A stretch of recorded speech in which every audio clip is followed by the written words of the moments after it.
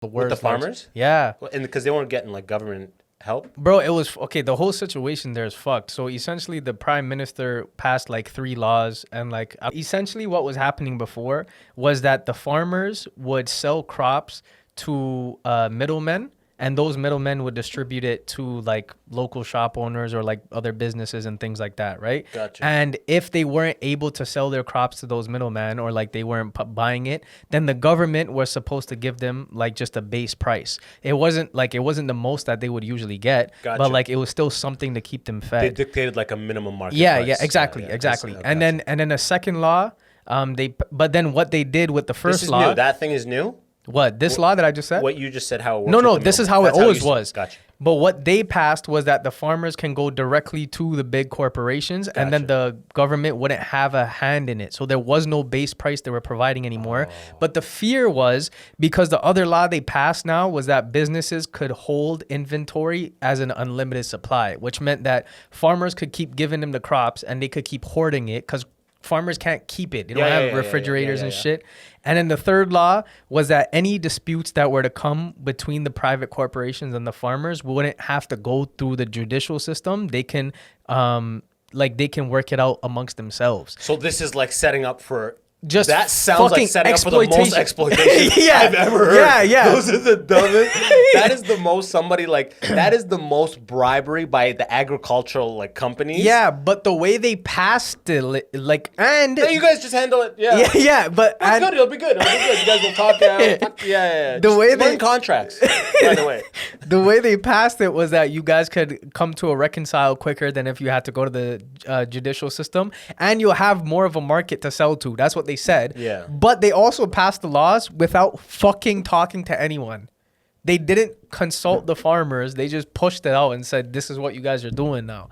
And that's why people lost their minds. They're like, yo, we're not going to have a livelihood. Because like, over there, farming isn't just like a job or an occupation. It's like a generational thing. Like, people own farmland, they farm, they cultivate it, and then they give it on to their kids for their kids to take care of. And then That's how it was for thousands of years. yeah, Literally. and so on and so forth. That's how it's always been. But now what they're afraid of is that these corporations coming into play are just going to take over the whole fucking system, and they're going to be left with scraps. You know just what I mean? drive the price down. Yeah, just like crazy that's it. to the point that it's not even livable. That's it, bro. It's just fucking, it's literally paid slavery at that point. It's Damn. fucked. And they've just been protesting like this for a year? For a year, I didn't even hear about bro. this. For a year almost, and it's one of the. My they said- feet's like, fucking this shit.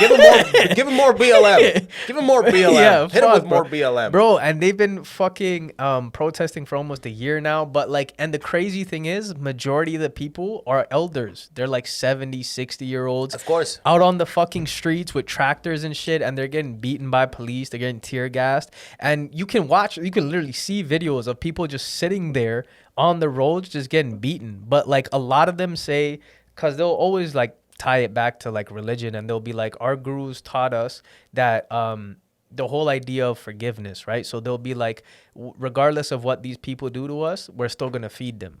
You know what I mean? Like, we would still feed them, but like, we're not moving from here. It's either you kill me or you change the laws.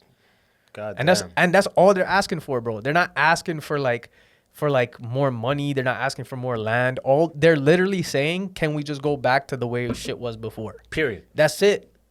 That's all they want. They just want this shit revoked. And has the government changed anything? No, bro. The fucked up thing is, there's been charity groups like Khalsa Aid that has been providing like a shit ton of support for these guys, building tents and I'm making this sound like it is a fucking, like, there's a lot of suffering going on right there right now, but at the same time, these guys are so organized. Like, mans have tents up and shit, and they're just cooking rotis for everyone. Like, yeah, bro. Like, they're during having the protest. yeah, it's literally like a big fucking Like a sleep-in protest. it's a We're block, camping. Yeah, it's a block party. That's all it is. It's like, Is that how COVID got spiked?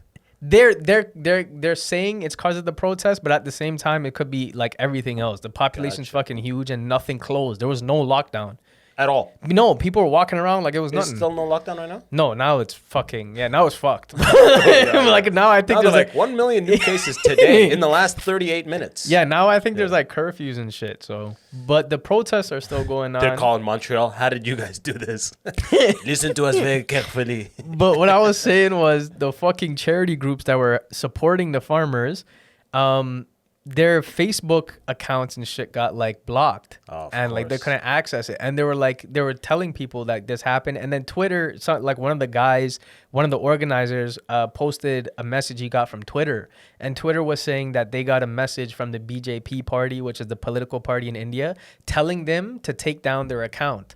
But they said, we're not going to do that because we believe in like freedom of speech or what. Yeah. So then they let it stay open, but they were just like notifying them. So it was like, damn. So they even attempted to be like, these people are our best. Please silence them. Please silence them. It's not a big deal. They're just saying crazy things. That's so wild. That's such a Hail Mary like power move. Can you, go reach out to Google. Can you block their Gmail accounts? Yeah, bro. They're organizing. they want things the way back they were. Bro, this shit is crazy. And yo, speaking of the fucking Gmail, Greta Thunberg posted something. That's a name I haven't heard in a minute. I thought she got COVID. she posted about the India protest, and like people that are for the government were like putting up signs of her and like burning it. Like they were losing their mind. That's so funny. And they were pro Greta before that. Yeah, they were losing. Greta!